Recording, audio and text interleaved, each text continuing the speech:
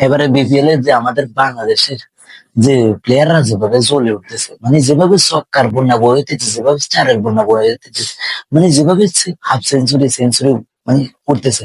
আর বিভিন্ন যারা আমাদের এই বিদেশি প্লেয়াররা তারা অতটা ভালো করতে সুবিধা করতে পারছে না।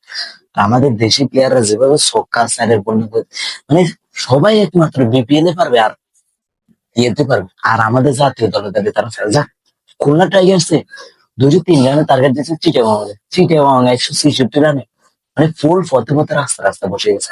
166 রান নিতে যাই, তারা 68 রানে তাদের 6 উইকেট।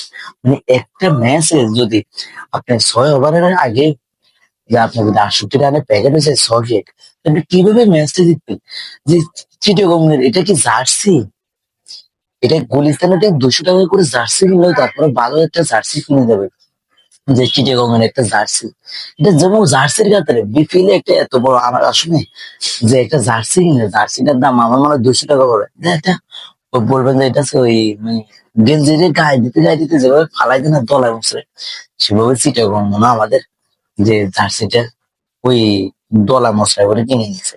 মানে 100 100 100 করে বিক্রি করছে, যেগুলো ওইগুলো মনে হয় চিটাগং এর যে এই ম্যানেজমেন্ট কিনে নিয়েছে।